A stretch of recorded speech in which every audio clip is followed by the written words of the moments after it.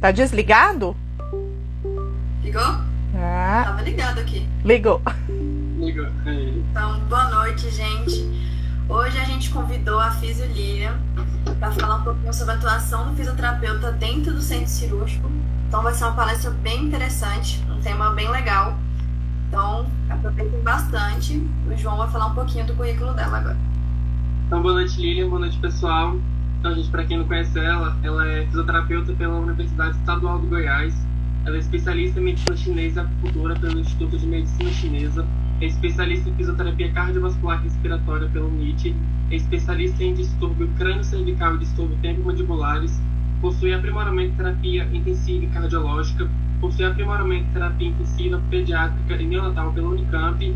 É especialista em auditoria da saúde e também possui MBA em gestão executiva de pessoas. Ela já participou também lá do congresso do ano passado lá da fisioterapia na Católica. Então, Lilian, é uma honra ter você de novo com a gente. Seja muito bem-vinda e qualquer tudo certo. Obrigada, gente. Muito obrigada pelo convite. E hoje nós vamos falar um pouquinho sobre a fisioterapia intraoperatória, né? É bem novo, né? Um programa bem novo. Está sendo ainda muito pouco difundido. A gente vai ver que, na teoria, ele não é tão novo assim, né? Na teoria, ele data dos anos 2000. Então, assim, muitos de vocês, eu acho que não tem nem a idade que nasceram no ano 2000, né? Então, foi lá nos primórdios dos anos 2000 que começaram os primeiros fisioterapeutas a fazerem parte do processo intraoperatório. Vamos fazer assim, eu vou falando e aí se tiver, como eu não vou vê-los, né? Se tiver alguma dúvida no meio do caminho, você me interrompe, João ou Gabriele, ou a gente deixa tudo para o final, como vocês preferem. Se o pessoal for uma dúvida mais importante, eu paro você nessa coisa, a gente pode deixar no final mesmo. Tá ok. Então eu vou entrar aqui.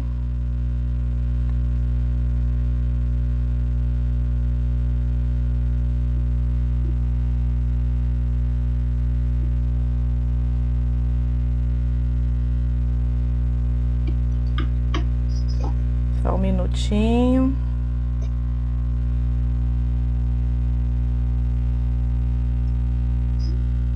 Tudo ok aí? Vocês conseguem visualizar a tela? Tudo certo? Sim.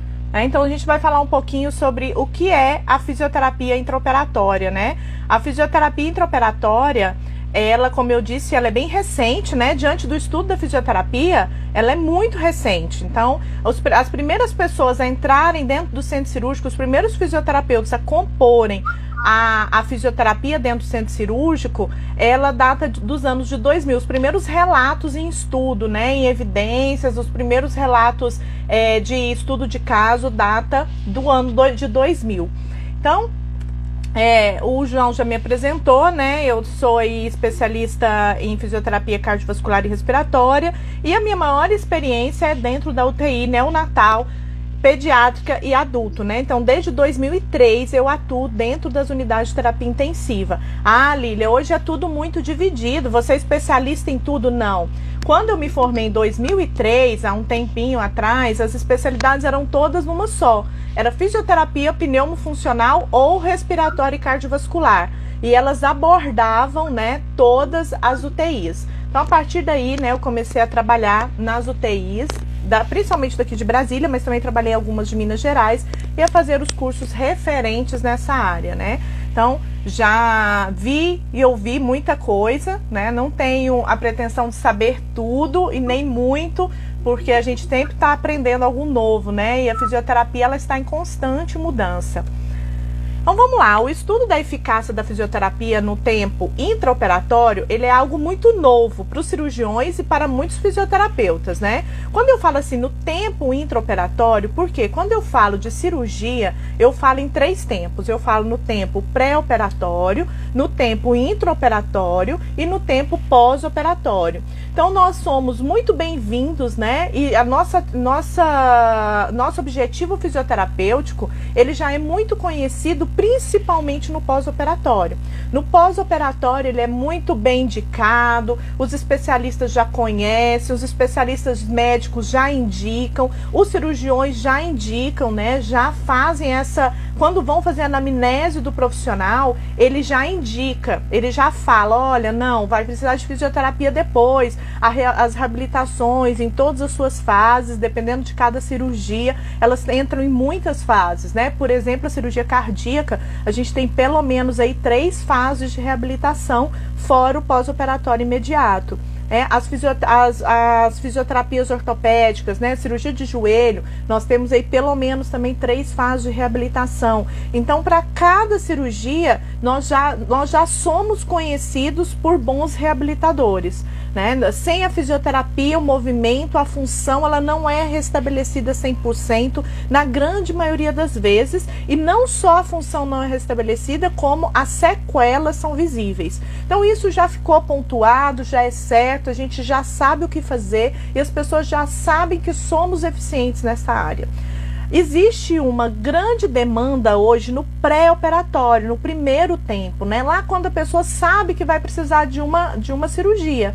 Então, qual que é essa demanda pré-operatória? A principal demanda pré-operatória é a demanda cardiorrespiratória, principalmente a parte pulmonar. Nós sabemos que numa cirurgia o paciente fica horas sob sedação, dependendo da cirurgia até passa das 24 horas. Então esse paciente vai ficar com o pulmão comprometido, com a função pulmonar comprometida, com a capacidade pulmonar comprometida. Ele pode ter atelectasias importantes e independente do lobo, porque o paciente vai ficar na posição ou prona, dependendo da cirurgia, ou supina. Então ele pode ter atelectasias importantes. Algumas cirurgias de tão longas e de tão invasivo no tórax, ele o derrame pleural, que é uma reação adversa, ele nem é considerado nossa, aconteceu. Ele já é esperado. Tanto que tem cirurgias, como a cirurgia cardíaca e as cirurgias pneumológicas, que já saem com dreno. Nossa, mas sabe que vai ter derrame pleural? Mais de 90% da população que se submete a essas cirurgias, sim, tem derrame pleural, tem derrames pleurais, não só mas como de reincidência. E também não é muito incomum o derrame pericárdico em cirurgias de abertura de tórax. Então, na cirurgia abdominal também eu vou ter um afastador, eu vou ter a liberação. É uma cirurgia por vídeo, né? A cirurgia por vídeo eu tenho, antes de começar a mexer, eles fazem uma insuflação com CO2. Essa insuflação com CO2, ela acaba por diminuir a capacidade pulmonar, porque ela distende o diafragma, ela comprime o diafragma em direção ao pulmão. Então, as cirurgias abdominais também, elas precisam de um pré-operatório muito bem feito.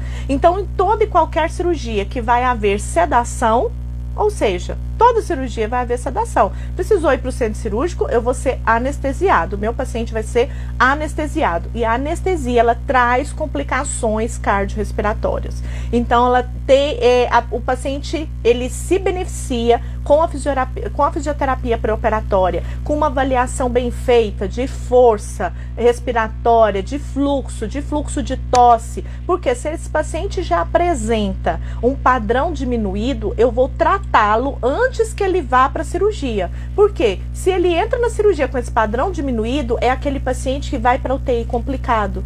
É aquele paciente que sai da cirurgia com sequelas pulmonares. Ele foi operar o joelho e sai com sequelas pulmonares. Então, nós estamos fazendo hoje uma grande propaganda sobre a fisioterapia no pré-operatório e principalmente a fisioterapia respiratória, a fisioterapia pulmonar, fazer o teste de caminhada de 6 minutos, o teste de senta e levanta, o teste da escada para ver a resistência desse paciente, trabalhar com Borg com esse paciente, fazer o fluxo desse paciente, o fluxo respiratório, fazer o fluxo de tosse desse paciente, a força de tosse desse paciente, se possível fazer a manovacometria, que mede a força inspiratória e a força expiratória. Então, fazer todas as escalas de funcionalidade desse paciente vai contribuir para uma melhora em todos os setores desse paciente, em todos os órgãos, não só a parte da parte do pulmão. Porque se eu tenho a melhora da parte do pulmão, o fígado vai estar melhor, o rim vai funcionar melhor, né? O rim é um grande aliado do pulmão, né? Toda vez que o pulmão tende a ficar comprometido, o coração se compromete, o rim compromete também. E a gente sabe que a hipóxia intracirúrgica, hipoxemia intracirúrgica, ela é uma das grandes causas de comprometimento neurológico. Meu paciente voltar com déficit neurológico, com déficit de memória, né? O paciente mais velho com déficit já em demência. Então a gente precisa trabalhar com os outros profissionais a indicação da fisioterapia pré-operatória. Mas ela também já é bem conhecida, né? A gente tem disseminado ela já faz um tempo. E a fisioterapia intraoperatória, né? Os primeiros relatos dessa atuação dentro do centro cirúrgico ocorreram nos anos 2000, em uma equipe de parto auxiliando na avaliação da função respiratória do recém-nascido. Então, quando a gente trabalha lá na unidade neonatal, a maioria das unidades neonatais, elas ficam coladas à sala de parto, né? Por quê? Se um bebê passa mal, se um bebê nasce fora, se um bebê tem taquipneia transitória, faz parada cardiorrespiratória, aspira mecônio, quanto mais próximo eu estiver da UTI, quanto mais próximo eu estiver do cuidado intensivo, mais chance desse bebê ter menos sequelas. Então foi a partir daí que o fisioterapeuta foi chamado, né, para compor essa equipe. Então, compondo essa equipe, nós podemos fazer grandes coisas, né? Entre elas beneficiar esse recém-nascido que nem sabe respirar. Porque se ele já nasce respirando errado, né, nós vamos ter grandes comprometimentos e principalmente o comprometimento cerebral, né, ocasionando a paralisia cerebral. Então foi lá no centro cirúrgico, lá na sala de parto, nos centros obstétricos que nós começamos a nossa história enquanto fisioterapeuta na fisioterapia intraoperatório. Já tem lugares que não fazem parto sem a presença do fisioterapeuta. Por quê? Quem mais sabe da ventilação pulmonar, quem mais sabe sobre fisioterapia respiratória, sobre respiração, é o próprio fisioterapeuta. Quem mais sabe ventilar o bebê na hora certa, se ele precisa de uma ventilação mecânica invasiva, ou se ele um suporte mecânico não invasivo, ou somente a oxigênio-terapia com alto fluxo, por exemplo, pode ter um resultado eficiente na respiração daquele bebê. Eu falo na respiração porque é o principal acometimento na hora do parto, mas também o fisioterapeuta vai fazer o quê? Vai avaliar o neurodesenvolvimento daquela criança, né? Se essa criança nasce em extensão, né, ela pode ter um comprometimento cerebral importante já desde o ventre, ou sofreu ali naquele momento. E é importante a gente saber a ordem, né? A ordem dos acontecimentos no recém-nascido. Embora os estudos sobre a atuação e a eficácia do fisioterapeuta no centro cirúrgico sejam recentes, os resultados alcançados são extremamente satisfatórios e têm despertado o interesse de muitos cirurgiões que desejam proporcionar aos pacientes um pós-operatório menos doloroso e com menos intercorrências. Ah, Lília, o cirurgião é difícil, né? Sim, tem alguns que são difíceis, mas você imagina lá o cirurgião obstétrico, o ginecologista, quando ele perde um bebê, ou quando ele perde uma mãe, ou quando o bebê teoricamente estava bem durante a gravidez e esse bebê acaba sofrendo uma anoxia cerebral, uma hipoxemia cerebral e ele tem lesões cerebrais, isso mancha a carreira dele. Então, trabalhar em equipe hoje é o que há, né? A gente tem um lema onde eu trabalho que a gente fala assim, né? Quem tem equipe tem tudo. Se cada um fizer a sua parte, quem ganha é o paciente, quem ganha é a família e no fim de tudo, todos nós ganhamos, porque o maior prêmio é ver o paciente saindo bem. É ver uma mãe saindo com seu filho no colo, sem grandes problemas, sem problemas de internação, sem saber que ela vai passar a vida toda brigando, né, com a deficiência do seu filho. Então, sem ter que fazer um luto, né? Toda mãe que tem uma criança com deficiência, uma criança atípica, ela precisa passar por um luto da criança atípica, né? Os psicólogos já trabalham isso, mas aquela imagem, a imagem do centro cirúrgico, ela fica vinculada à mãe.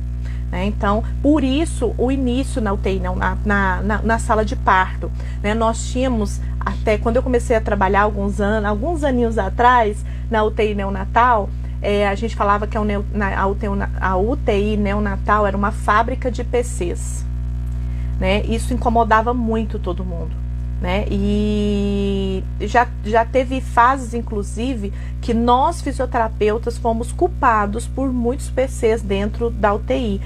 Porque vocês manobram, porque vocês aumentam a pressão intraabdominal, isso aumenta a pressão intracraniana, porque vocês aspiram de maneira abrupta, isso aumenta a pressão intracraniana, porque vocês abusam. Durante alguns anos não se pôde abusar nenéns, né? RNs, então eles faziam muitas rolhas, secreções muito espessas, e isso prejudicava a oxigenação. E fomos conhecidos durante muito tempo por isso, né? Mas com o avanço das pesquisas, viu-se, né, que o problema não era dentro da UTI, na grande maioria das vezes, que o problema estava na sala de parto, né, na hipoxigenação, na falta de ventilação adequada, do conhecimento, né, que o bebê ele não é um adulto pequeno, que o neonato ele não é uma criança pequenininha, ele tem toda uma fisiologia diferente. E por isso nós tivemos essa entrada dentro do centro cirúrgico.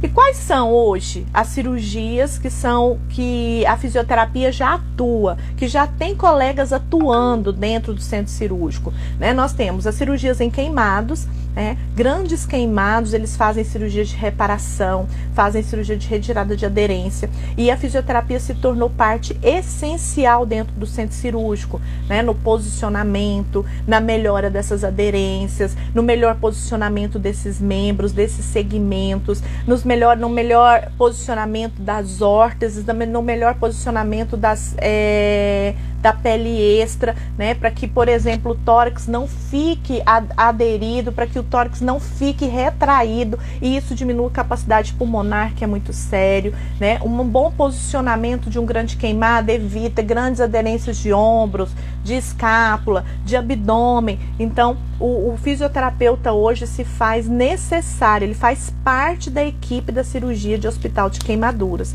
para cirurgias principalmente grandes queimados.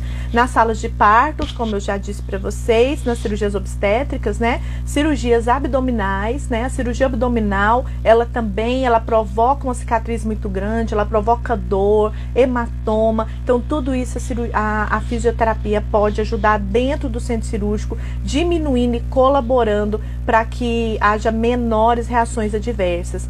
Nas cirurgias dermatológicas, né, a gente vai ver que a fisioterapia, os recursos terapêuticos utilizados pelo fisioterapeuta, ela diminui a ocorrência de grandes cicatrizes, a ocorrência de queloides, e também pelo posicionamento das cirurgias ortopédicas, dermatológicas, desculpa. As cirurgias bucomaxilos, da mesma forma, né, a gente sabe, eu também sou especialista em distúrbio temporomandibular e cirurgias bucomaxilares. Eu percebo na minha prática diária que aquele paciente que fez o pré-operatório, aquele paciente que tem a atuação do fisioterapeuta dentro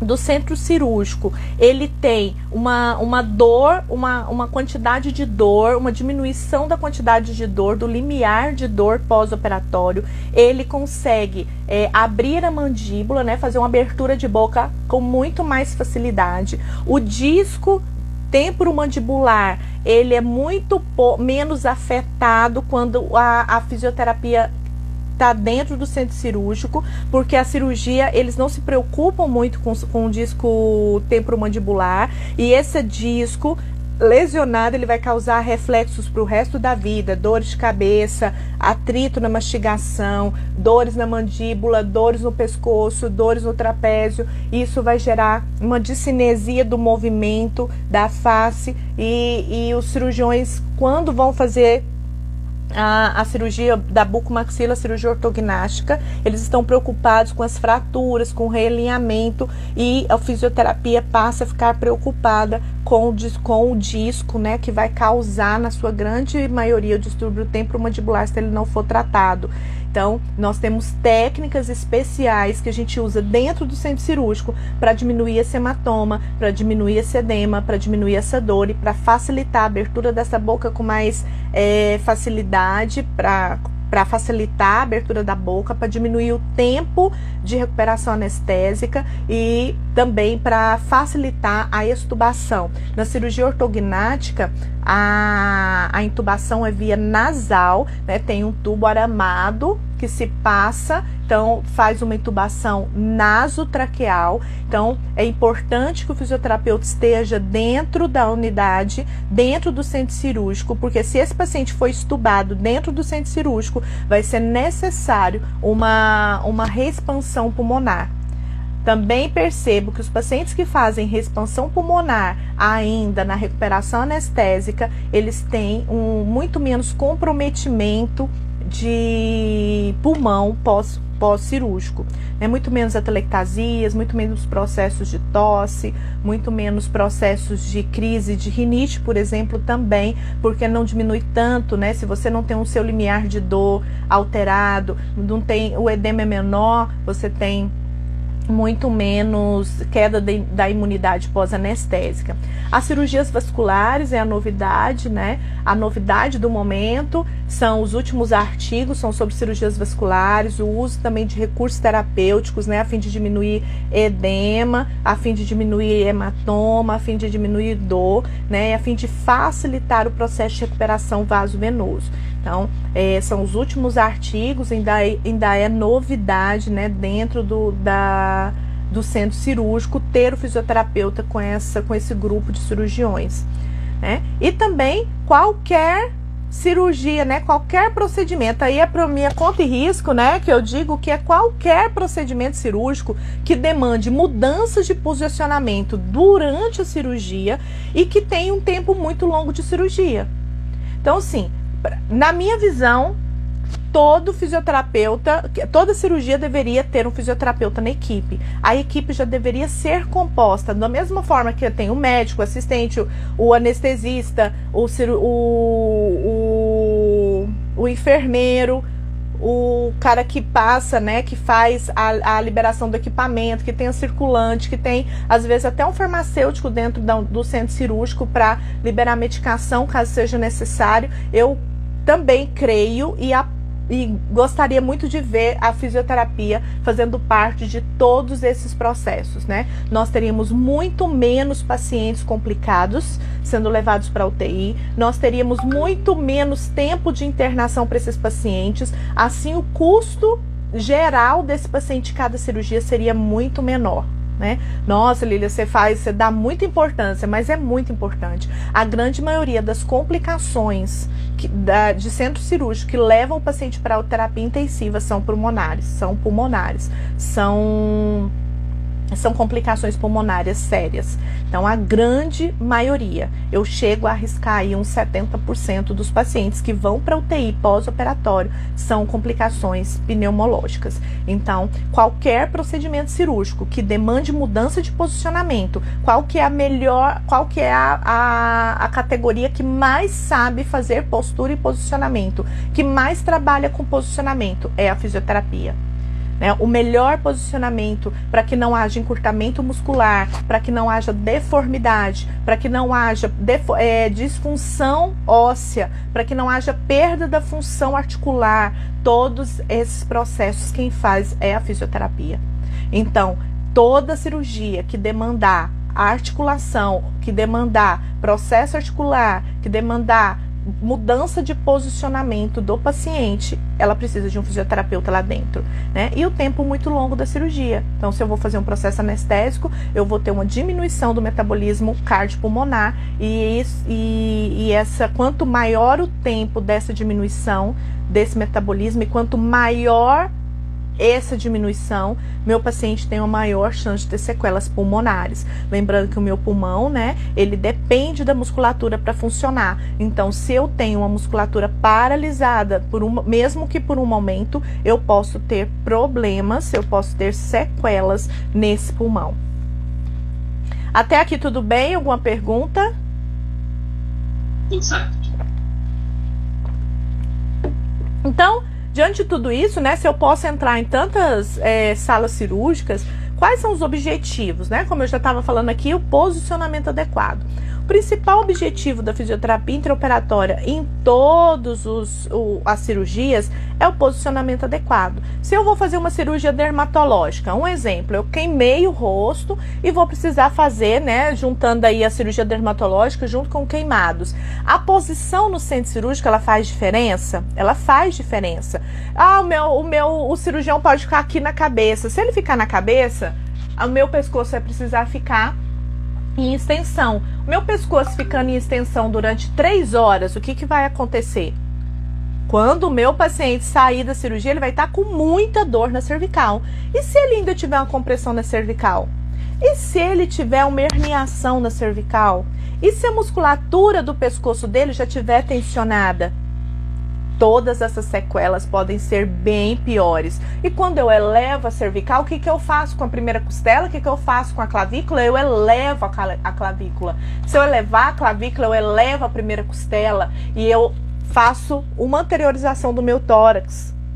Anteriorizando o meu tórax, eu dificulto a incursão do meu tórax. Se eu diminuo a incursão do meu tórax, porque eu vou estar colada na maca, eu vou diminuir a capacidade de entrada de ar daquele pulmão. Ah, Lília, provavelmente vai estar entubado, sem anestesia geral. Sim, mas o fato de estar entubado, eu troquei a fisiologia da minha ventilação. Minha ventilação antes era negativa e agora passou a ser positiva. E toda esse problema no posicionamento adequado vai gerar um comprometimento pulmonar, vai gerar um comprometimento laríngeo, um comprometimento traqueal. E a hora que eu tirar o tubo, esse paciente pode ter, por exemplo, uma traqueomalácia, um desabamento da laringe. E eu não consigo extubar ele por causa do mau posicionamento na cirurgia. Era uma cirurgia simples, às vezes uma cirurgia de um queimadinho, né? Um queimado mais profundo, que eu falo um queimadinho assim, uma pequena roda de queimado, 2 centímetros de diâmetro, por exemplo, mas é profundo e precisava de um aporte cirúrgico. Então, cirurgias maiores, cirurgias cardiológicas, por exemplo, cirurgias cardíacas, o paciente fica em cima de um triângulo. Então, eu fico exatamente com o peito exposto, em decúbito dorsal. Existem cirurgias cardíacas laterais, mas a maioria de peito aberto, ela é decúbito dorsal. Eu coloco um triângulo na região de mais ou menos T5, T3 e T5. Então, o paciente fica muito anteriorizado, o tórax fica muito exposto para que, na hora que passe a serra no externo, ele se abra, porque a pressão negativa ele vai abrir, né? E colocar o expansor para poder ter visualização daquele coração. E aí, vocês já imaginaram esse posicionamento aí? Tem um triângulo nas minhas costas e um peito aberto. Todo paciente de cirurgia cardíaca sai com muita dor de coluna. Você imagina o paciente que já tem um comprometimento de coluna, como vai ser? Então, se eu estiver ali dentro do centro cirúrgico, eu vou poder estar falando com o anestesista: olha, vamos fazer uma morfinização desse paciente. Quando ele chegar na recuperação anestésica, às vezes que ele nem passa pela recuperação anestésica, porque é uma cirurgia tão grande, né? Ele vai direto para UTI, mas eu posso combinar com o anestesista. Se eu souber o que eu estou fazendo, eu posso combinar com o anestesista: olha, no final da cirurgia, vamos dar um pouco mais de volume corrente para esse paciente? Vamos dar fazer um recrutamento alveolar nesse paciente enquanto ele está sedado, enquanto ele está anestesiado. Nós temos todos os monitores a nosso favor. Vamos fazer um recrutamento alveolar, vamos dar suporte para esse pulmão dele, vamos aumentar a chance desse pulmão dele não fazer derrame pleural, vamos tirar a compressão desse pulmão. E o anestesista normalmente ele dá, numa discussão com argumentos, a gente geralmente chega num consenso que é importante a gente fazer um volume maior no final da cirurgia, fazer um recrutamento alveolar bem caracterizado, bem pautado nesse paciente, é fazer a ventilação pulmonar. E isso é ventilar o paciente de forma organizada, de forma que você possa até gerar pesquisa, né? De forma que você evidencia a melhora do paciente. Então, voltando aqui no posicionamento adequado, né? Colocar os segmentos em uma posição normal, movimentar todas as articulações desse segmento. Por exemplo, uma cirurgia cardíaca grande. Tem cirurgias cardíacas, eu já participei de cirurgia cardíaca que durou 18 horas. Né? Então, você vai lá no pé do paciente, movimenta a articulação do pé, faz bomba, né? Ajuda a panturrilha a funcionar, movimenta ali um pouquinho o joelho, uma mobilização grau 1, uma mobilização grau 2, já é o suficiente para você fazer, para você mostrar para o organismo que ele não está parado, que ele precisa produzir líquido sinovial, né? Para você posicionar, porque muitas vezes o cirurgião é um cirurgião cardíaco, ele não está preocupado com as outras articulações, ele não está preocupado com o braço do paciente que vai ficar muitas horas em 90 graus, né? Conversar com o anestesista, vamos diminuir um pouquinho, vamos aumentar o grau dessa articulação, vamos diminuir o grau da articulação a cada meia hora, a cada 40 minutos, né? Fazer a mobilização das articulações que forem possíveis, do ombro, do pescoço, tudo isso favorece a recuperação do paciente, porque muitas vezes o paciente piora porque ele está com muita dor em uma determinada articulação. E isso vai causar uma sequela importante, porque vai atrasar a extubação, vai ter que fazer mais sedação, vai ter que às vezes até colocar um anestésico mais potente por causa da dor desse paciente, fazer com que ele fique imóvel por mais tempo, né? Então tudo isso é função do fisioterapeuta, porque outro profissional dentro do centro cirúrgico ele não consegue fazer. Desculpa.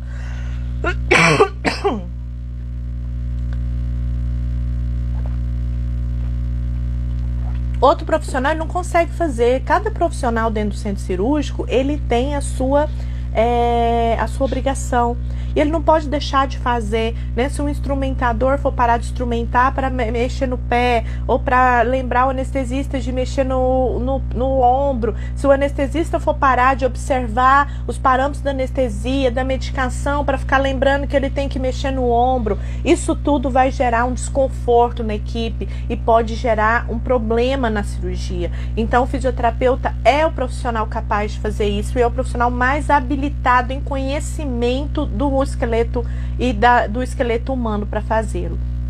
Então eu posso, partindo das maiores direções às menores, liberar as aderências, mantendo posteriormente a posição funcional através, por exemplo, de talas gessadas, como nos grandes queimados, né? Para que, por exemplo, se eu tenho uma queimadura grande aqui no cotovelo, para que essa queimadura não vire aderência, então eu vou para o centro cirúrgico para soltar a aderência e deixo solta? Não, vou melhor posicionar essa tala, né, na saída do centro cirúrgico, vou aproveitar a liberação para fazer a mobilização do cotovelo, né, para fazer a mobilização dessa articulação, e isso vai favorecer o restabelecimento desse paciente. Durante ou logo após a sedação e o posicionamento do paciente para a cirurgia, é importante preservar a dinâmica neural, evitando posições que possam tensionar ou comprimir os plexos ou nervos periféricos. Como a cirurgia dura horas, posicionamento inadequado pode provocar disfunções nos tecidos neurais, né? Então,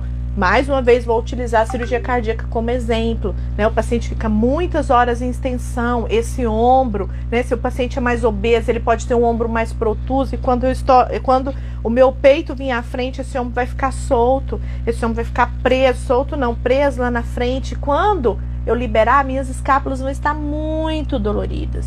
Então, eu tenho que tomar cuidado com a compressão muscular e a compressão das raízes nervosas, né? Se o paciente fica lateralizado de pescoço, ele pode ter uma compressão neural, né? Se o paciente fica... Tem cirurgias que precisa do paciente ficar com as mãos atrás do pescoço, com comprometimento neural, né? Quando das raízes cervicais. Cirurgias que demandam extensão de pescoço ou flexão de pescoço ou grandes extensões de pelve, também podem haver compressões neurais. E o fisioterapeuta vai ser essa pessoa que vai falar, olha, não dá para ser assim, né? A gente precisa posicionar melhor esse paciente, né? Vamos posicionar aqui, olha, o paciente ficou com o pé lateralizado na hora de colocar ele na maca, depois da anestesia. Lembrando que a anestesia, a pessoa fica totalmente inerte, né? Entregue. Então você pode colocar ela na posição que você quiser, que ela só vai sofrer as consequências daquele posicionamento depois, né? Passa aí 20 horas deitado na mesma posição na sua cama, que é um colchão confortável, para você ver como as dores do corpo vão ser certas depois das 20 horas. Então imagine um paciente numa maca dura, rígida, né? Ele precisa dessa mobilização. Outro objetivo, como eu já disse, né, a fisioterapia respiratória, e talvez seja a de maior importância no quesito vida, né, no quesito sobrevida do paciente. Conservar as vias respiratórias pérvias, precavendo possíveis complicações pulmonares e aprimorar a função respiratória que podem cometer principalmente no período neonatal. Aí, né, eu tô me remetendo lá à sala de parto, como eu já disse para vocês, tratar a musculatura responsável pela respiração, adequando uma melhor sincronia da bomba respiratória com o sistema mecânico, a fim de diminuir casos de mortalidades neonatais por complicações respiratórias, né? Segundo o Santos, 2019, bem recente, é lá da Unicamp esse trabalho, né? Diz que, como eu já disse anteriormente, diminui muito as causas de complicações respiratórias quando você tem um fisioterapeuta na sala de parto.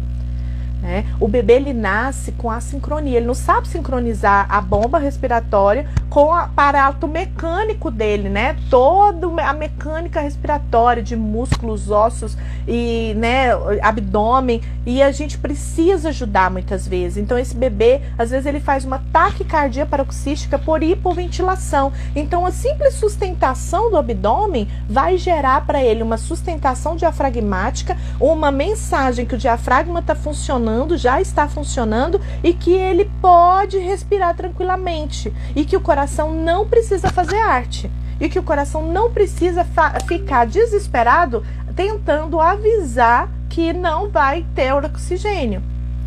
Então, assim, uma simples compressão abdominal, um simples apoio abdominal.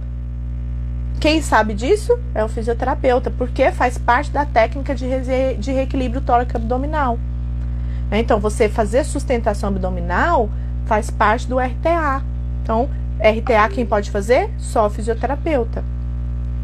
O paciente, a criança nasce com aspiromecônio, nasce cianótica muitas vezes, nasce de quase parada respiratória e precisa ser entubada, né? A intubação, depois de uma boa ventilação, ela se torna muito mais eficaz.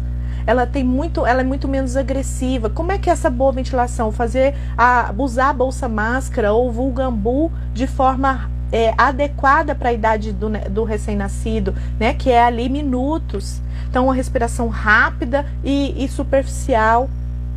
Você ventila antes de intubar, né? Você mantém a saturação antes de intubar para dar tranquilidade para a pessoa que vai intubar, para haver menos lesões, para que haja menos risco de lesão.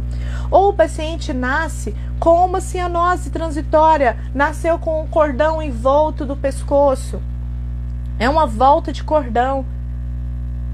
Ele precisa ser oxigenado. Na grande maioria das vezes, ele só precisa ser oxigenado, né? Como é que eu posso fazer isso? Usar o alto fluxo. Então, muitas salas de parto já possuem a máquina de alto fluxo. Por quê? Você usa o alto fluxo e você melhora a capacidade de oxigenação, você dificulta a formação de atelectasias e você melhora a capacidade de recuperação daquele paciente. Nossa, tudo isso. Por quê? O obstetra vai estar ali preocupado com a mãe. O pediatra, muitas vezes, ele não sabe sobre ventilação pulmonar, o que fazer para melhorar a ventilação pulmonar. A enfermagem também muitas vezes não, tem outras obrigações. Então, naquele momento, o bebê, ele precisa respirar. Tanto que um dos padrões do APGAR é se ele respirou, se ele chorou forte, porque todo mundo que chora forte respira bem. Você não chora forte se você não puder fazer uma inspiração profunda com uma expiração forçada. Você não chora forte, né? Você não chora audivelmente, né? Igual o bebê chora se ele não tiver força. né? Se ele não tiver uma inspiração profunda e se ele não tiver uma inspiração forçada. Então, ele precisa chorar pra gente saber que ele tá respirando bem. Todo menino precisa chorar? Sim, porque é a forma de ver, de contabilizar que ele está respirando bem. É que ele começou a respirar, né? Na hora que o bebê nasce, ele precisa romper a película pulmonar. Ele precisa dar força para esse pulmão, ele precisa romper a película pulmonar e ele precisa fazer com que a artéria pulmonar se abra, fechando assim o canal, né, do coração. Para isso, ele precisa chorar, certo? E aí, como eu já tô falando de ventilação pulmonar, né? Mais do que estar na sala para uma intercorrência ventilatória, é o fisioterapeuta estar na sala para a necessidade de reanimação neonatal. Manter uma ventilação adequada garante o sucesso da reanimação, né? Como eu já disse, se você usa bem a bolsa máscara, se você entende que um bebê de horas, ele tem uma frequência respiratória alta e superficial, que você não pode jogar muito volume ali dentro, que você não pode colocar muito volume dentro do tórax, porque os canalículos são pequenos. Se você entende que antes era fechado e ele está aprendendo a respirar agora, se você entende que essa junção neuronal com essa junção respiratória, ela é muito importante nesse primeiro momento para que ele aprenda a respirar de maneira correta, você vai fazer um bom trabalho. E quem faz esse trabalho de forma adequada é o fisioterapeuta, né? Ele vai permitir que os pulmões se inflem e com isso haja dilatação da vascularização pulmonar e da hematose apropriada, né? Então vai haver trocas ali de forma correta. Isso vai diminuir a chance desse bebê ter uma anóxia cerebral, uma hipóxia cerebral e assim fique com sequelas além de pulmonares cerebrais. Seguindo o raciocínio, a reanimação neonatal ela precisa ser iniciada, né? As manobras VPP, as manobras de ventilação pulmonar, ela precisa ser iniciada nos primeiros 60 segundos de vida. Então, nos primeiros 2 minutos de vida, o bebê nasceu sem vida, ele não chorou, ele nasceu em extensão, ele precisa ser começado as manobras de reanimação. Pensa-se na equipe, todo mundo parar para ver o menino e a mãe começar a sangrar. Então, eu não perco o menino, mas eu perco a mãe. Então, lá ele é o minuto de ouro que a gente chama, né? Então, o minuto de ouro do recém-nascido na reanimação neonatal, ele acontece dentro dos primeiros 60 segundos, né? 1 minuto, eu falei 2 é 1 minuto, né? Que precisa ser iniciadas as manobras de ventilação, senão ele fica com sequela neurológica. A chance é enorme dele ficar com sequela neurológica. Sendo também indicado após todos os cuidados realizados para manter a temperatura, a permeabilidade das vias aéreas do recém-nascido e na presença de apneia, respiração irregular ou frequência cardíaca irregular. Muitas vezes a frequência cardíaca está irregular por causa de uma demanda irregular respiratória, por causa de falta de oxigenação. Portanto, a ventilação pulmonar é o procedimento mais simples, importante e efetivo na sala de parto quando necessária e requer experiência para ser executado. Quem mais tem experiência, quem mais aprende ventilação pulmonar é o fisioterapeuta. Na classe médica é o intensivista, antes do intensivista o anestesista, né? Mas o anestesista muitas vezes ali na sala de parto, principalmente, ele está preocupado com a mãe. Então, você receber a criança, ele sair de perto da mãe para fazer uma ventilação adequada, ele está entravando os papéis e pode ser que ele perca a mãe, né? Numa cirurgia grande, a ventilação pulmonar ela deve ser discutida com o anestesista. O fisioterapeuta e o anestesista discutindo juntos, o paciente tem menor chance de sequelas pulmonares e neuronais. O paciente tem uma maior chance de ser estubado ainda em centro cirúrgico. Se você já conhece o paciente previamente, já é seu paciente, você fez o pré-operatório dele e sabe as escalas funcionais desse paciente, como é a força, como é o fluxo, como é o volume desse paciente, as comorbidades que ele apresenta, você tem chance maior, um maior aparato de conhecimento para conversar com esse anestesista e juntos chegarem à ventilação mais próxima do ideal para aquele paciente, para que ele não tenha grandes sequelas de um processo anestésico. Então, favorecer a ventilação pulmonar é fazer a limpeza do ambiente morto nasofaríngeo, eliminar o CO2, melhorar a oxigenação, redução do trabalho respiratório, aquecimento e umidificação apropriado dos gases e melhorar a pressão de estiramento gerada a partir do fluxo alto na nossa faringe. Então, tudo isso eu faço para favorecer a ventilação pulmonar. E isso, como eu já disse, a gente, né, na fisioterapia respiratória, a gente vê cada passo desse. Então, como que eu faço a limpeza do ambiente morto nas faringes? Como que eu faço para eliminar o CO2 durante a ventilação? Como que eu faço para melhorar? Quais são os parâmetros que eu preciso alterar? Qual é o melhor modo, a melhor forma, a melhor máquina, a melhor forma de eu melhorar a oxigenação e assim reduzir o trabalho respiratório, diminuir a resistência inspiratória, né? O neonato, principalmente, ele tem uma grande resistência. Pensa que os canalículos deles são bem pequenininhos. Então, tudo que você sopra, você já soprou um balãozinho daquele fininho? Tenta soprar ele para ver se você consegue encher. Uma bexiga maior é mais fácil de encher. Ela tem menos resistência. Então, pensa naquele balãozinho bem fininho, nos canalículos dentro dos brônquios, que são os brônquios, né? E os bronquíolos desse bebê, a resistência é enorme. Ele não consegue puxar o ar. Ele não consegue. Então, ele precisa de ajuda, de fluxo, principalmente, né? De velocidade de ar para ultrapassar a resistência desse sistema, né? Usar o aquecimento e a umidificação apropriado. A gente sabe que a falta de umidificação e de aquecimento lesa dentro do vaso, né? Dentro do brônquio, provocando mais inflamação, provocando aumento de muco e tamponamento. Então, a ventilação feita de forma correta dentro do centro cirúrgico, ela vai me garantir um pulmão estável na UTI ou um pulmão estável na internação e um pulmão sem sequelas para casa. Outro objetivo da fisioterapia intraoperatória é a atenuação da dor, né? A dor, ela é apontada como a influência mais negativa na evolução dos pós-operatórios, né? Principalmente das cirurgias abdominais. Por quê? Quando eu abro a parede abdominal, eu tiro a pressão do tórax, né? Eu atrapalho o intestino, que estão aí, né, está aí sendo chamado de segundo cérebro. Eu atrapalho a vascularização, as pressões dentro do vaso. Lembrando que todos os vasos que vão para o membro inferior passam pelo abdômen, eles perdem essa pressão, perdem a capacidade, né? Eles ficam relaxados na abertura do abdômen. Eu tenho órgãos muito importantes como fígado e rim dentro do abdômen que também perdem suas pressões na abertura do abdômen.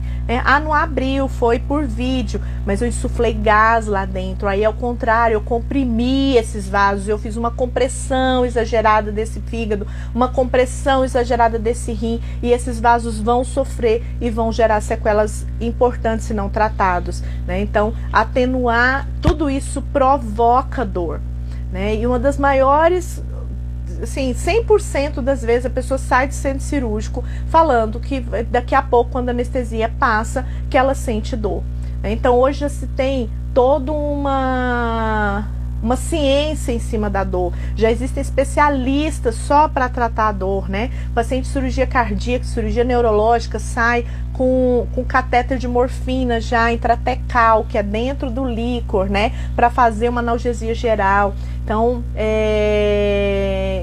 tem outras situações para melhorar a dor, medicações fortes, né? Combinação de medicação.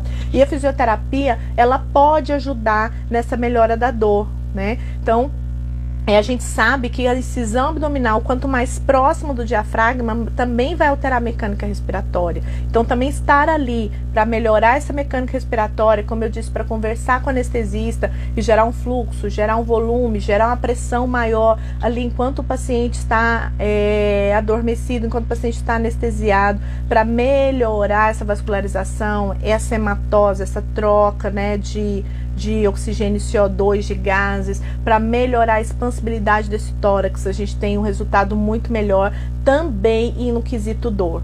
A dor, nós sabemos que a dor, muito de dor, ela é resultado de falta de oxigênio no tecido, da hipoxemia no tecido. Então, se eu melhoro a ventilação, eu melhoro a oxigenação, logo eu melhoro também a dor, né? O atendimento fisioterapêutico ainda no centro cirúrgico, no momento da extubação e na sala de recuperação, demonstrou ser uma alternativa de tratamento precoce, pois proporcionou a manutenção e a melhora da função pulmonar e da força muscular respiratória, bem como a diminuição do tempo de internação. E tudo isso cursou nesse artigo de 2014 para os pacientes falarem que sentem menos dor, né, na menor sugestividade de dor do paciente. Então, e a gente tem, né, inúmeros aparelhos, inúmeros recursos terapêuticos que melhoram a dor. Hoje, os mais usados dentro do centro cirúrgico são o laser, o LED, né, o laser vermelho, o laser LED e o taping, né, que gera uma propriocepção. São recursos muito utilizados dentro do centro cirúrgico hoje para melhorar a dor, para atenuar a dor do paciente. Assim, também a melhora no processo de cicatrização, também o objetivo da fisioterapia, né, dentro do centro cirúrgico. Ela vai almejar o controle da exacerbação do processo inflamatório imediatamente após a lesão. A gente sabe que todo corte, exposto ou não, ele vai causar uma reação inflamatória. Quanto mais perto do diafragma, mais mexe com a mecânica respiratória. Isso tem que ficar bem gravado, porque se alguém for trabalhar dentro do centro cirúrgico, a hora que bater o olho, nossa, é muito perto do diafragma, eu vou ter que conversar com o anestesista a respeito de muito perto, com muita orientação, conversar com ele a respeito da mecânica respiratória desse paciente, né? Então, a fisioterapia dentro do centro cirúrgico, a fisioterapia ainda dentro da sala cirúrgica e na sala de recuperação, ela vai favorecer essa diminuição da dor, vai favorecer a melhora do processo de cicatrização, vai diminuir os edemas, as equimoses, os hematomas e as alterações de sensibilidade. Né? Por quê? Porque você promove um estímulo neuronal para que isso aconteça, para que esse vaso não fique plégico, para que não haja uma grande reação do sistema em relação à cirurgia, ao corte. Então, você vai beneficiar o paciente, né? Menos uma dor, ele tirou a vesícula. Para tirar a vesícula, o sistema vai fazer falta, mas ele precisou cortar, ele precisou fazer uma cirurgia endoscópica, mas que puxou a vesícula até o umbigo, saiu provocando reação inflamatória. Então, eu tenho alguns recursos que podem ser utilizados, né? Hoje, como eu disse, os mais comuns é o uso do laser e do LED. Eles vão atuar no metabolismo celular, incrementando a microcirculação e favorecendo a síntese de colágeno e epitelização. Gente, isso é comprovado, tá? Então, eu promovo uma melhora da cicatrização, promovendo a síntese de colágeno, um colágeno melhor, né? E da epitelização da pele. Atuando no metabolismo, nós temos no corpo, em cada célula, um agente chamado de cromóforos. Os cromóforos, eles absorvem a luz do LED e a luz do laser, e eles fazem com que a mitocôndria passe a funcionar melhor. Então, o processo de metabolismo melhora, né? A oxigenação desse paciente, dessa célula melhora, né? O processo oxidativo dele melhora. Por quê? Porque a mitocôndria funciona melhor. Então, e vai carreando, né? Toda célula possui mitocôndria. Ela funcionando bem, ela gerando maior quantidade de ATP, mais energia, o tecido sofre menos e consegue, com a melhora do vaso, né? Da microcirculação, melhora da oxigenação. E nós temos também o uso da bandagem elástica, né? Hoje muito difundido, muito comum.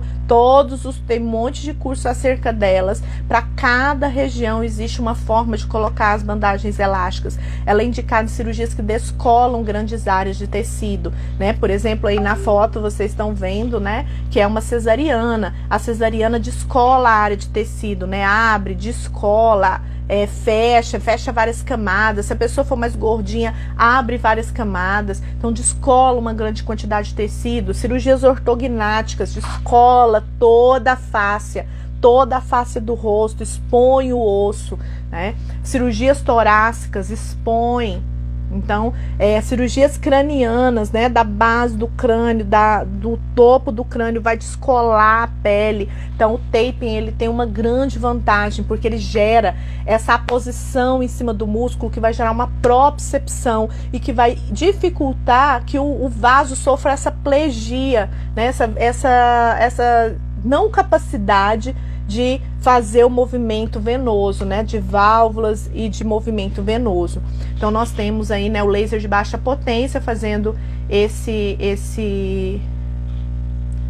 sendo esse recurso, o LED, né, aqui na face, e o taping, né, aqui sendo usado numa cesariana.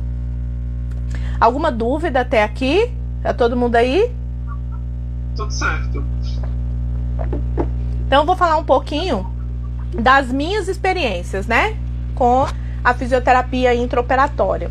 A minha primeira experiência foi em sala de parto, eu não tenho fotos, né, na época a gente nem podia tirar fotos, né, na sala de parto. O celular com fotos, ele é uma coisa mais recente, essa possibilidade de a gente estar tirando fotos, né, do paciente também autorizar. Agora com a questão da lei ainda fica mais complicado, mas enfim. Então minha primeira experiência foi na sala de parto, quando a primeira época que eu trabalhei na UTI neonatal, né, foi quando eu fiz o aprimoramento na Unicamp, e um curso de extensão, na verdade, prático na Unicamp, e lá a UTI neonatal, uma das UTIs neonatais, era colado no centro cirúrgico, e lá toda vez que ia nascer um bebê, o fisioterapeuta era chamado. Então tinha um fisioterapeuta de plantão extra, né, então sempre tinha um fisioterapeuta. Então lá eram 40 leitos, tinham 4 fisioterapeutas, e o 5º fisioterapeuta ajudava, mas se fosse chamado, se tivesse necessidade, se fosse nascer alguém, era chamado no centro obstétrico, né? O fisioterapeuta era chamado 24 horas por dia, né? Porque lá nascia menino demais. Então, assim, e lá o fisioterapeuta observava essa parte da ventilação pulmonar, né? Então, ele contabilizava o Apgar. Então, era função dele, não da enfermeira, contabilizar o Apgar, verificar se a ventilação do bebê estava efetiva e tomar as devidas providências caso não. Então, assim, era bem interessante o trabalho, né, do cirurgião junto. Então, assim, o cirurgião obstétrico parecia ter muito prazer em trabalhar com aquela equipe muito bem treinada, né, e éramos todos alunos, né, a grande maioria da população da Unicamp são alunos, residentes, mestrandos, doutorandos, mais alunos. Então, assim, é uma interação muito importante, muito legal, né? A minha segunda experiência foi na cirurgia cardíaca. Quando eu cheguei em Brasília, eu passei no INCOR do DF na época, e as cirurgias cardíacas também nós podíamos entrar na mobilização dos membros, na discussão com o anestesista sobre as demandas respiratórias daquele paciente, principalmente se você tivesse feito o pré-operatório, né? Quando nós tínhamos a oportunidade de fazer um pré-operatório dos pacientes, aquele paciente ele sempre se beneficiava. Então nós já saímos da UTI, do centro cirúrgico para a UTI, sabendo que o que tinha sido feito dentro do centro cirúrgico, né? Se tinha sido feito um recrutamento, se o paciente tinha ventilado mais ou menos. Então também esse era o papel do fisioterapeuta dentro da unidade cardíaca, do centro cirúrgico cardíaco, além da mobilização geral, que nós entrávamos embaixo do campo para mexer, né, as articulações, principalmente membros inferiores, e fazer essa alteração de ombros que eu falei para vocês, né, de mobilizar esse ombro por causa da anestesia, que os membros ficam em 90 graus e presos, né? Então isso começou a melhorar as dores que esses pacientes chegavam relatando na UTI. A outra experiência que eu tive foi na cirurgia ortognática, a que eu estou buscando voltar agora. Foi inclusive uma das pessoas que me incentivou a fazer a pós-graduação em distúrbio temporomandibular, ele era o próprio bucomaxilo. E isso foi fantástico, porque quando anestesiaram ele era muito obeso, ele tinha muito medo de morrer durante a cirurgia por hipoventilação. E aí ele me convidou a fazer parte da cirurgia dele, e lá a gente teve uma discussão super bacana com o anestesista, né, no quesito ventilação. Ele era muito obeso, então foi feita uma ventilação protetora com a frequência mais alta, porém com volume mais baixo, para manter a capacidade pulmonar dele durante a cirurgia, que durou 9 horas. E mesmo assim,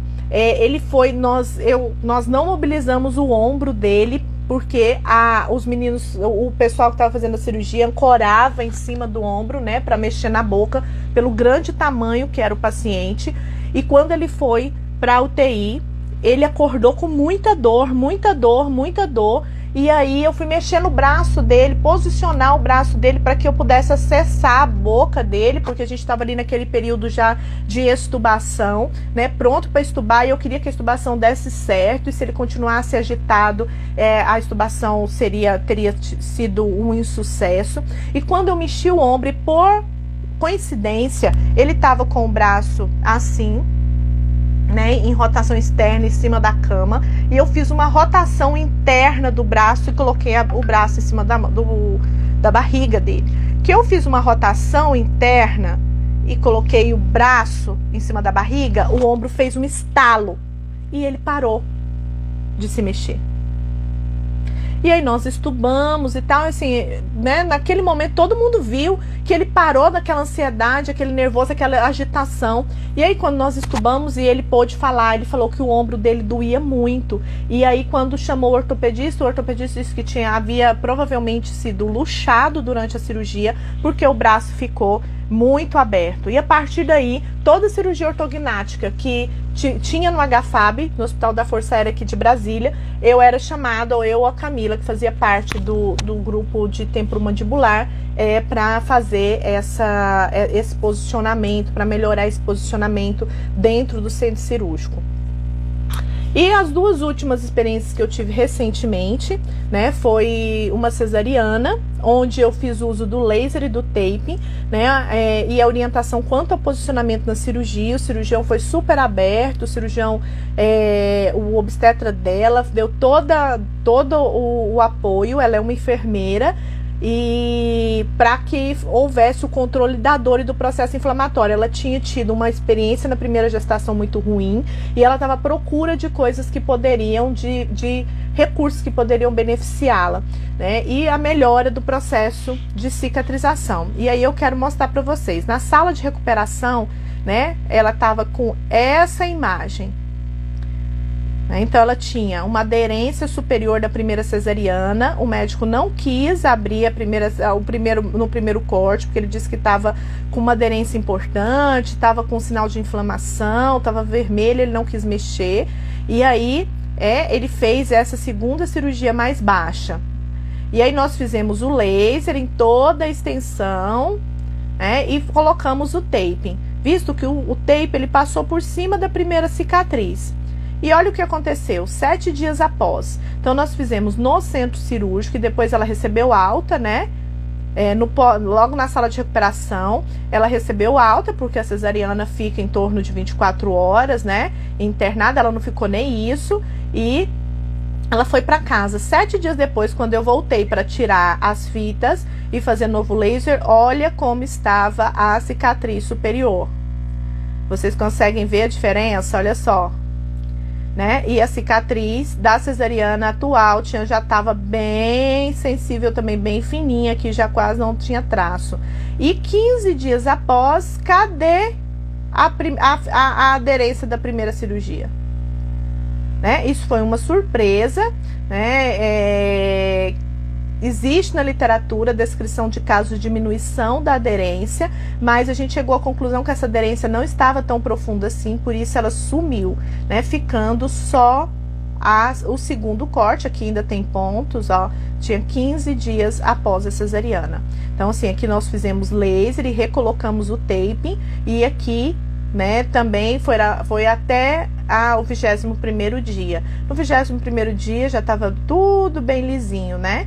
E foi bem interessante essa experiência, que eu não havia tido ainda com cirurgias que não entrassem na parte respiratória, né? Que não tivesse incidência na parte respiratória de forma direta, né? Então, dentro lá da centro da cirurgia, a gente orientou o posicionamento, né? Então, o anestesista baixou o braço dela, o anestesista fixou o queixo mais embaixo, então ela teve uma via aérea mais retificada, isso facilitou. Ela ganhou neném numa sexta à noite, salvo engano, e ela foi embora, ela ficou 30 horas, ela foi embora no domingo de manhã. Geralmente a pessoa fica 48 horas, né, no parto cesariana internado.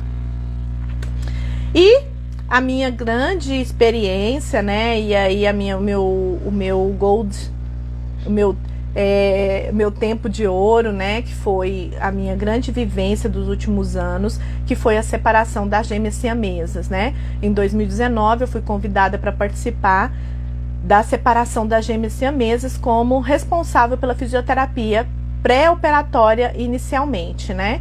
E aí, qual era a sugestão?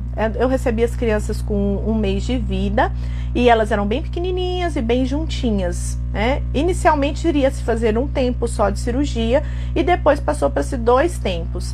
O primeiro tempo, nós trabalhamos, além da fase pré-operatória, né, além do pré-operatório todo, onde a gente trabalhou toda a parte pulmonar, a estimulação precoce dessas crianças, toda essa parte de extensão e separação das cabeças, porque as cabeças precisavam ser separadas. Na cirurgia em si, no primeiro tempo, foi necessário que houvesse muitos posicionamentos, porque no primeiro tempo foi para implante dos extensores da cabeça, dos expansores. Eu vou mostrar para vocês. Os expansores são usados em cirurgias de queimados, onde a gente vai colocando soro dentro deles.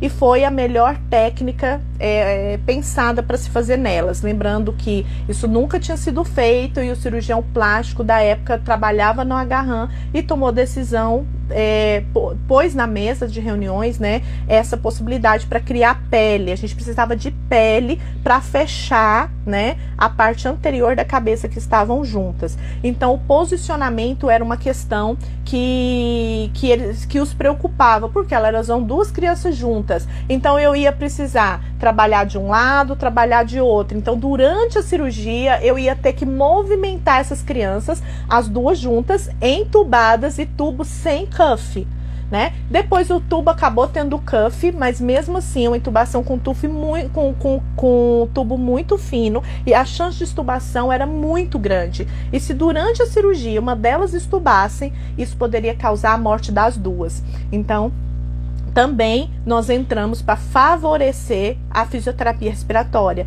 né? Então, durante a indução de uma, eu ia fazendo manobras na outra, né, para que a função pulmonar dela fosse sendo mantida, né, para que a outra fosse entubada. Por quê? Porque nós esperávamos, não aconteceu, mas que a sedação podia cair na corrente sanguínea das 2, né? Então não sabíamos ao certo. As primeiras imagens, mostravam que não tinha conexão, mas isso era uma interrogação muito grande, porque a ciência dizia que poderia ter conexões importantes. Então a fisioterapia respiratória, o posicionamento, o auxílio na intubação e na extubação nesse primeiro tempo. Nesse primeiro tempo, elas foram extubadas dentro do centro cirúrgico, né? Então, precisou fazer uma expansão pulmonar, precisou aumentar volume, precisou fazer recrutamento alveolar nas 2, né? Então, nós tivemos eu participei dentro da equipe da anestesia, então foi uma troca muito importante. E o transporte para UTI mesmo estubada, né? Então, o transporte da UTI foi feito, né? Eu participei desse transporte para que elas fossem bem oxigenadas e chegassem na UTI bem da forma que saíram do centro cirúrgico. No segundo tempo, nós tínhamos também o problema do posicionamento, que aí acrescentou, que eu vou mostrar para vocês, a fisioterapia respiratória da mesma forma, o auxílio na intubação, que já foi, elas eram maiores, né? Aqui elas tinham 7 meses e aqui elas tinham 11 meses, já estavam bem grandes. Então, o auxílio na intubação, porque uma delas estava com uma inclinação cervical bem maior e precisava de manobra para ser intubada. Manobra posicional, tá? Manobra de posicionamento que nós treinamos. E o transporte para UTI, dessa vez entubada. Elas estavam separadas, porém as 2 intubadas, né? Então, tudo isso foi o nosso cronograma feito, né? O meu cronograma enquanto fisioterapeuta do que eu podia ajudar na fisioterapia dentro do centro cirúrgico, né? Como que eu iria agir dentro do centro cirúrgico. Bom, então chegou o dia do primeiro tempo, a implantação de expansores, né? Então nós passamos aqui, ó, pela intubação, elas eram bem juntinhas ainda, né? A gente já tinha conseguido separar. Aqui no primeiro tempo, quando elas nasceram, as boquinhas eram bem juntinhas, assim, não tinha mais que 5 centímetros de separação. Então, foi intubada. Para intubar, para entubar a Liz, a gente tinha que subir a Mel, né? As duas estavam deitadas assim. Então, nós tínhamos que subir a Mel e descer a Mel para a Liz estender o pescoço para ser entubada. Então, foi aí que eu entrei, né? Então, eu fazia esse movimento, essa técnica. Então, a gente subia uma criança, descia ela no alto e aí estendia o pescocinho da segunda criança para que fosse feito a intubação. E na segunda, para entubar a Mel, a gente fazia menos inclinação, mas ainda assim era necessário uma inclinação. Então, esse foi o primeiro ato que a fisioterapia ajudou dentro do processo Mel e Liz de separação, né? E aí, depois a colocação dos expansores. Aqui é o cirurgião plástico, um da equipe, e a gente tinha expansores no topo da cabeça e expansores laterais. Então, na medida que eles colocaram esses expansores laterais, teve que haver uma mudança de lateralização dessas crianças, né? Lembrando que elas eram assim, então eu coloquei elas assim e eu tinha que fazer assim, entubadas, tudo juntinho. Então, também participei desse processo. Eu era a pessoa que mais tinha contato com essas crianças, que mais pegou elas no colo, então eu sabia onde pegar, né? Então foram treinos, então a gente virava aquela tensão, porque as crianças estavam totalmente anestesiadas. Se houvesse algum problema, elas poderiam ser estubadas e aí nós teríamos graves complicações. E aí, então, como eu disse, né, elas foram estubadas dentro do centro cirúrgico, né? Ó, essa mãozinha aqui é a minha, então elas foram estubadas dentro do centro cirúrgico, né? E aqui elas totalmente estubadas, ó.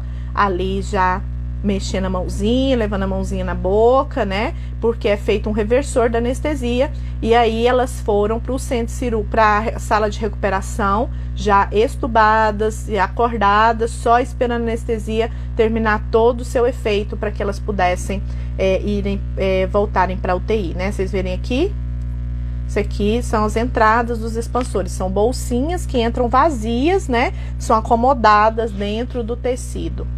E aqui nesse momento eu fiz também a fisioterapia respiratória nelas, né, pós-extubação, expandindo esse pulmão, fazendo com que o pulmão entendesse que ele estava sozinho para trabalhar, que ele precisava respirar, né? Então a gente fez RTA nas duas crianças, né, promovendo essa melhora dessa ventilação. E aí no segundo tempo de cirurgia, esse primeiro tempo durou 8 horas, no segundo tempo de separação, né, de cirurgia, que foi em abril de 2019, reuniões e mais reuniões, toda a equipe, anestesia, cirurgia neurológica, cirurgia plástica, cirurgia geral, os enfermeiros, né, toda a equipe de enfermagem, era uma mesa redonda enorme, né, os protótipos, né, de como estariam os cérebros, de como seria feita a cirurgia. Essa cirurgia iria durar em torno de 24 horas, era a previsão. Então foi pensado e treinado todos os movimentos.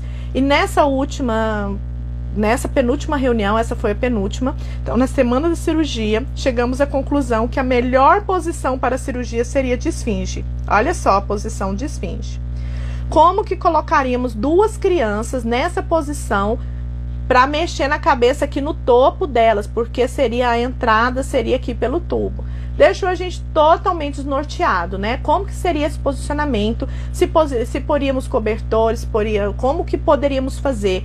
Além disso, a gente teria que lembrar que elas estariam com acesso venoso central, acesso venoso periférico, sonda de demora, vesical de demora, que elas não poderiam fazer pressões nos joelhos e nos tornozelos, além de pressão nos cotovelos para que não abrissem úlceras de decúbito. Então tinha que pensar nisso tudo. E aí eis que, como uma equipe, quem tem equipe tem tudo, nós chegamos, né, nós conversamos e precisávamos de uma órtese para mantê-las nessa posição de esfinge. Duas crianças na posição de esfinge, duas crianças unidas, né? Então nós precisávamos pensar no tempo, não tínhamos tempo de mandar fazer uma órtese, né?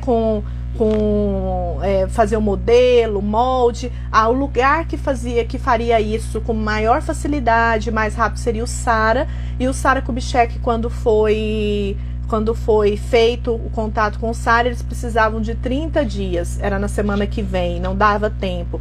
Dinheiro, não tínhamos dinheiro, né? A família não tinha dinheiro, mas não tinha dinheiro para arcar com esse molde. O hospital não tinha dinheiro, toda a cirurgia foi feita pelo SUS, né? Tinha que ter o conforto por causa das úlceras de decúbito e a acessibilidade, como eu falei, para as entradas das sondas, dos catéteres, né? Do catéter central, dos tubos, da possibilidade de acontecer alguma coisa, então tinha que pensar em tudo isso.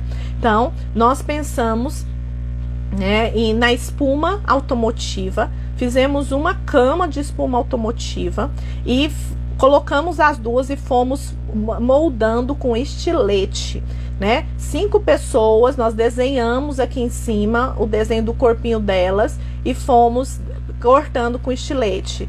E depois cercamos, né? Cobrimos com o colchão casca de ovo. E assim ficou pronta na tarde anterior da cirurgia. Então aqui, né, nós cortamos tudo e fomos cobrindo as partes que elas ficariam com maior pressão, joelhos, cotovelos, o queixo, né, os bracinhos, e aí tem, ó, a entrada da sonda, a barriguinha livre, a entrada dos tubos, né, do tubo de respiração, da ventilação mecânica. E aí, aqui o restante a gente colocou coxim de gel na hora da cirurgia, né? Ficou bem interessante. E aí a cirurgia foi feita no dia anterior, quando eu disse para vocês que eu ia mostrar os expansores, né? Aqui como ficou os expansores na noite anterior à cirurgia. Então tem os 2 cocôzinhos em cima, 2 expansores acima da cabeça, 2 expansores menores ao fundo, no occipito, e 2 expansores laterais bem cheios, né? Aqui elas já estavam bem grandes, para vocês verem, né? Com 11 meses. Então, na noite anterior foi bem intenso, depois de tantas reuniões, nós tivemos um dia inteiro de reuniões. Na noite anterior ainda fiz uma avaliação pré-operatória para saber como é que elas estavam, né? Esses expansores causavam na gente grande preocupação por compressão intracraniana. Graças a Deus elas não tiveram nenhum sinal de compressão intracraniana, de aumento da pressão intracraniana. A fisioterapia respiratória, eu fiz mais uma sessão de fisioterapia respiratória bem feita, com lavagem, com limpeza nasal, para ficar com a ausculta bem bonitinha nos 4 quadrantes. Fiz uma estimulação motora, para quê? Para fazer o cérebro, íamos mexer, né, no cérebro, para fazer com que o cérebro entendesse que aquilo era importante. Então, imediatamente antes, a gente chegou à conclusão que era importante fazer uma estimulação motora bem feita. E o último colo, né, delas bem coladinhas, o último colo da tia Lília com elas bem coladinhas, já bem pesadas. Vê que elas estão bem riscadas, porque o cirurgião plástico tinha passado, marcado a Mel e a Liz e marcado todos os expansores, né? Porque quando retira esses expansores, a pele murcha e aí não saberia qual a extensão dessa pele. E aí nós fizemos de novo, né? Então aqui são fotos da primeira cirurgia, mas só para mostrar para vocês que elas foram sedadas, né? Aqui ficaram quietinhas. Essa foto aqui é da extubação da primeira, mas ainda estavam dormindo. Então nessa posição é para mostrar a posição para vocês. Nessa posição elas foram sedadas, foi induzida a sedação. Após a indução da sedação, o que acontece posteriormente é a intubação. A intubação foi um pouquinho mais difícil pelo tamanho delas. Aqui também houve a manobra, então eu entrei dentro do centro cirúrgico para fazer a manobra de intubação. Desce em posição elevada para estender o pescoço, desce, eleva a outra, desce em posição elevada para intubar, estender o pescoço e intubar a outra. Então, foi assim, né, que elas foram intubadas, não houve intercorrências, graças a Deus. E depois foram feitos os acessos, né? Acesso venoso central, passar a sonda vesical e acesso periférico, para caso Deus o livre perdesse o acesso por alguma fatalidade, né? Aqui foi na mãozinha. No dia da cirurgia foi na perna, foi no pé, né, para que ficasse mais exposto, para o caso de alguma intercorrência precisasse fazer mais medicação também. Essa cirurgia começou às 5h40, né, até às 7h40, todo esse processo. Aí começou a cirurgia. Nós colocamos elas em posição de esfinge, né? Então aqui a gente teve virou para um lado, né? E elas ficaram depois sedadas, já entubadas.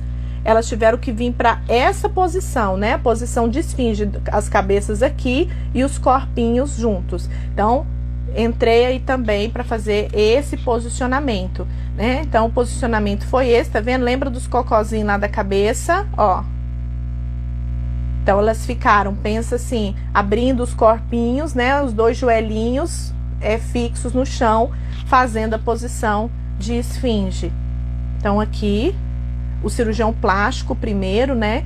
Eles vieram e abriram e tiraram os expansores. Então o cirurgião plástico foi a primeira entrada para tirar todos os expansores, tirar a calota craniana, e aí depois entra a neurocirurgia. Toda essa parte durou das 7h40 da manhã às 20h40, né? Quando elas foram separadas. E aí na separação nós tínhamos um grande medo. As macas estavam pressionadas. E aí eu entrei novamente porque nós precisávamos segurar o cérebro que estava exposto, despressionar as macas e virá-las assim, para cada equipe acompanhar uma e fazer o fechamento da cabeça, né, do sistema central. Então, eu suspendi as crianças, eu entrei debaixo desse campo todo, suspendi as crianças, foi retirado aquela órtese que a gente fez, voltamos as crianças, foi despressionada a maca, ao mesmo tempo que foi retirado a órtese, as macas foram despressionadas, porque o nosso medo era a maca fazer assim. Então tinha mais 6 pessoas debaixo das macas segurando para que elas não fizessem, para que elas não abrissem. Então foi feita a separação. Então eu estava segurando as crianças no ar, né, elevadas, e aí os neurocirurgiões abraçaram os cérebros e nós, cada uma, o enfermeiro-chefe entrou e pegou uma criança, eu fiquei com a outra e nós fomos andando com a maca para abri-las. E lá, quando abriu, nós tivemos que devolver as crianças para prono. Então, como é que foi feito? Eu estava com uma, aí nós fomos fazendo em bloco a devolução dessa criança em prono, em supino. Depois eu entrei debaixo da outra para fazer a devolução em supino dessas crianças. E foi feita a cirurgia dessa forma, né?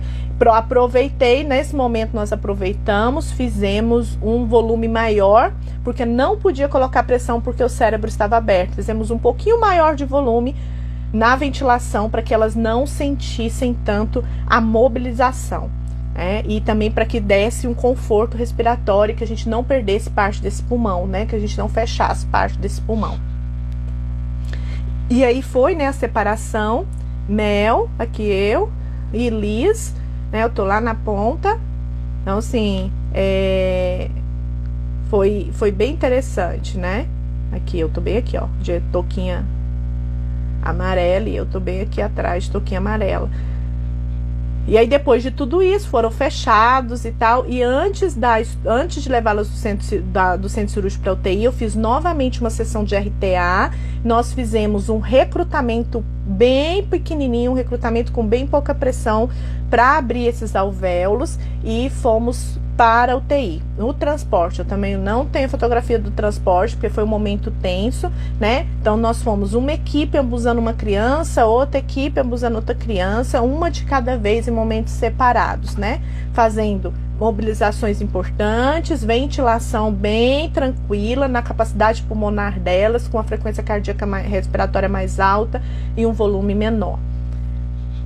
E foi isso, né? E isso aqui é o resultado, né? Do trabalho de mais de 20 horas e o trabalho de 11 meses, de 10 meses, né? O primeiro passeio da Mel foi o dia que ela recebeu a alta da UTI, vamos tomar um sol.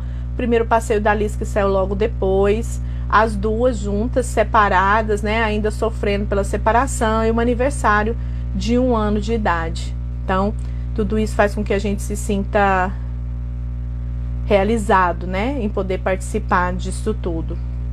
Então, para terminar, a presença do fisioterapeuta na equipe, ela visa diminuir riscos, evitar ou tratar complicações e devolver função de uma forma mais rápida segura e efetiva. Porém, ainda é uma área pouco explorada e muito fragmentada, com poucos profissionais que têm conhecimento não só da função e da fisiologia das estruturas envolvidas, mas também das cirurgias realizadas. Assim, a busca de conhecimentos a respeito dessa área garante um diferencial na formação do fisioterapeuta. Deixando para vocês, meu muito obrigada, faça o seu melhor, seja a expressão do amor de Deus na vida do próximo, estude muito, dedique-se, aplique todas as técnicas, mas seja você. E é isso, gente. Lilian, foi maravilhoso. Foi, ó, passei do meu tempo, né? Mas é muita coisa, né? Queria saber se tem alguma dúvida, se eu posso tirar alguma dúvida. Alguma dúvida, pessoal? Eu acho esse caso muito legal. Eu acho que, tipo, o auge que a fisioterapia pode atuar, né? É espetacular, né? Assim, foi muito bonito, né? É um privilégio. E por ser uma doença rara, né? Mas é uma coisa que a gente pode aproveitar, né? Em outras demandas. Então, depois disso, houve outras inserções do fisioterapeuta, outras pessoas entraram, outras pessoas ajudaram. O anestesista queria que todas as cirurgias tivessem fisioterapeuta. Infelizmente, ainda não chegamos nesse patamar, né? Porque o anestesista, o Dr. Luciano, que era o chefe da anestesia, ficou doido. Falou, eu quero, foi muito bom, foi uma equipe muito coesa. As crianças não tiveram complicações pulmonares. As crianças depois, no primeiro dia, depois que saíram da UTI, já estavam ficando de pé, sozinhas. Então, assim, foi muito interessante, muito legal e muito gratificante. Eu acho que toda a preparação que teve antes também de vocês ajudou bastante, né, pro sucesso. Sim, a gente já conhecia as crianças, né? Então, assim, teve uma cena interessante no dia que a gente estava fazendo lá, cortando com o estilete, o trenzinho que dava trabalho, que eu achei que era um isopor e ele é duro, né? Então, muita gente ajudou e tal, e o Dr. Benício, que é o chefe da cirurgia neurológica, ele não tinha pego as meninas ainda no colo. 2 dias antes da cirurgia, eu falei, como assim o senhor nunca as pegou? Ele falou, porque eu tenho medo. Né? Eu falei, como assim o senhor tem medo? O senhor vai operar? Coloquei no colo e ele ficou assim. Né? Porque assim, todo mundo que pegava elas a primeira vez tinha medo de machucar, tinha medo de descolar elas, né? Eu falei, seria muito bom se elas descolassem, né? Então a gente sacudia elas assim para baixo, uma depois a outra. Então, assim, era osso, né? Não tinha articulação, então não tinha nem como quebrar, infelizmente ou felizmente, não sei.